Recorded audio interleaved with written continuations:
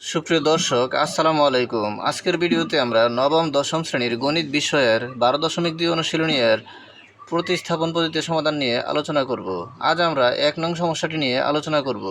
এই পদ্ধতিতে সমাধানের ক্ষেত্রে সুবিধামতো একটি সমীকরণ থেকে একটি চলকের মান অপর চলকের মাধ্যমে প্রকাশ করে প্রাপ্ত মান অপর সমীকরণে বসালে এক চলক বিশিষ্ট একটি সমীকরণ পাওয়া যায়। অতঃপর সমীকরণটি সমাধান করে চলকটির মান পাওয়া যায়। এই মান প্রদত্ত সমীকরণের যে কোনোটিতে বসানো যেতে পারে, তবে যেখানে একটি চলককে অপর চলকের মাধ্যমে প্রকাশ করা হয়েছে সেখানে বসালে সমাধান সহজ হয়। এখন আমরা প্রতিস্থাপন পদ্ধতিতে সমাধানের জন্য সমীকরণ দুটিকে চিহ্নিত করে নিই, যে 1 নং সমীকরণ এবং 2 নং সমীকরণ। এখন আমরা সুবিধামতো হয় 1 নং সমীকরণ থেকে অথবা 2 নং সমীকরণ থেকে হয় x চলকের মান y চলকের মাধ্যমে অথবা y চলকের মান x চলকের মাধ্যমে প্রকাশ করব। তাহলে এখন আমরা 1 নং সমীকরণ নিয়ে কাজ শুরু করি।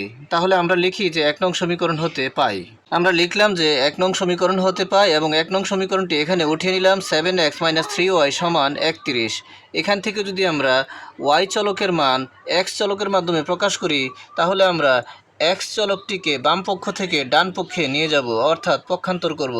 এখন আমরা যদি x চলক সংশ্লিষ্ট অংশটি বাম পক্ষ থেকে ডান পক্ষে নিয়ে যাই তাহলে আমরা পাই -3y = 31 - 7x। এই 7x যখন বাম পক্ষে ছিল তখন প্লাসের ছিল, আর বাম পক্ষ থেকে যখন ডান পক্ষে পক্ষান্তর হয়েছে তখন তার চিহ্ন উল্টে গিয়ে মাইনাসের হয়েছে। তাহলে আমরা পেয়ে গেলাম -3y = 31 - 7x। এখান থেকে y এর মান নির্ণয় করার জন্য আমরা y কে বাম পক্ষে রেখে দেব এবং y এর সাথে -3 কে বাম পক্ষ থেকে ডান পক্ষে নিয়ে যাব। তাহলে এই y এর সাথে -3 ডান পক্ষের অংশের সাথে ভাগ অবস্থায় হবে। তাহলে হবে 31 - 7x / -3 বা y সমান, আমরা লব থেকে -1 কমন নিলে পাই, এখানে -1 কমন নিলে হবে -7x - 31 এবং হরে -3। আমরা যদি লব এবং হরের মাইনাস কেটে দেই তাহলে আমরা পাই, সুতরাং y সমান 7x - 31/3। এখানে আমরা x চলকের মাধ্যমে y চলকের মান প্রকাশ করলাম। এটিকে আমরা চিহ্নিত করি 3 নং সমীকরণ দ্বারা। এই y চলকের মান আমরা x চলকের মাধ্যমে প্রকাশ করে পেয়েছি, আর এটি পেয়েছি 1 নং সমীকরণ থেকে। এখন এই মানটি আমরা অপর সমীকরণে অর্থাৎ 2 নং সমীকরণে বসিয়ে দিলে 2 নং সমীকরণটি একটি এক চলক বিশিষ্ট সমীকরণে পরিণত হবে। তখন সেখান থেকে আমরা অপর চলক অর্থাৎ x এর মান পেয়ে যাব। এখন y চলকের মানের মাধ্যমে x চলকের মান নির্ণয় করার জন্য আমরা লিখে নেই যে y এর মান অথবা 3 নং সমীকরণের মান 2 নং সমীকরণে বসিয়ে পাই। তাহলে আমরা এখন লিখে নিলাম, এখন 3 নং সমীকরণের মান 2 নং সমীকরণে বসিয়ে পাই। এখানে 3 নং সমীকরণে y এর মান আমরা 2 নং সমীকরণের y এর স্থলে বসিয়ে দেব। তারপর সমীকরণটি সমাধান করলে আমরা x এর মান পেয়ে যাব। এই y এর মান 2 নং সমীকরণে বসানোর জন্য আমরা 2 নং সমীকরণটি উঠিয়ে নেই। 9x - 5y = 41। আমরা 2 নং সমীকরণটি উঠিয়ে নিলাম। এখন এখানে y এর স্থলে 3 নং সমীকরণের y এর মানটি বসিয়ে দেব।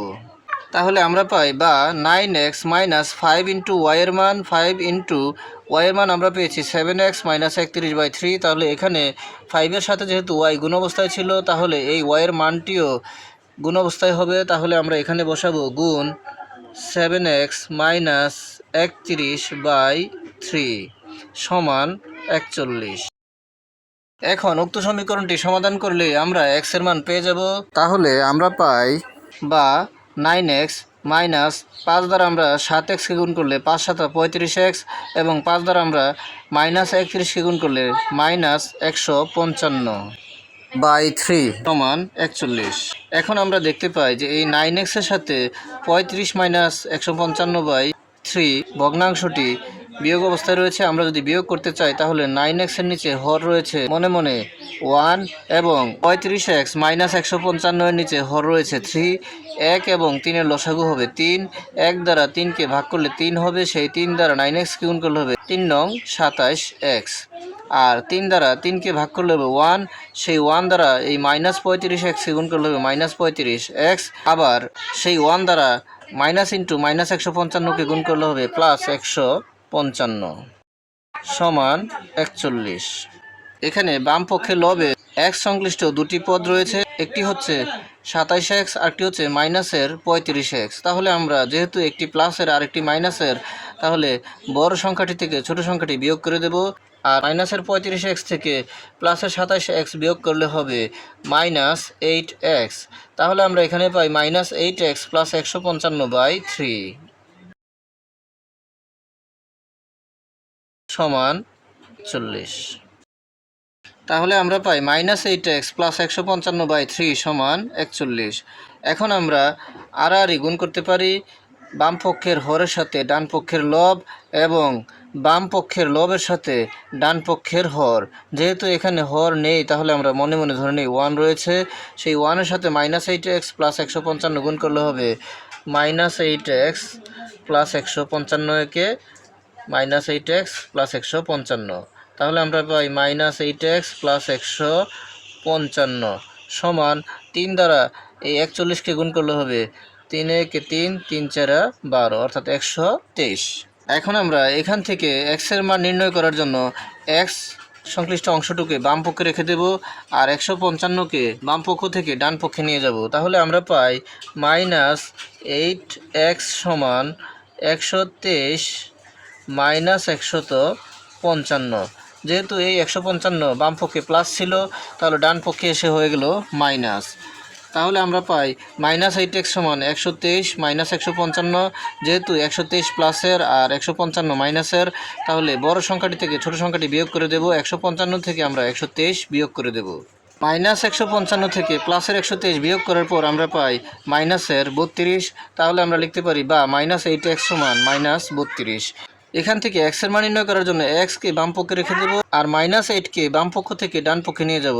তাহলে হবে -32 ভাগ -8, লবের মাইনাসের সাথে হরের মাইনাস কাটা, 8 দ্বারা 32কে ভাগ করলে হবে 4 8 32। সুতরাং x সমান 4। তাহলে আমরা x এর মান পেয়ে গেলাম 4।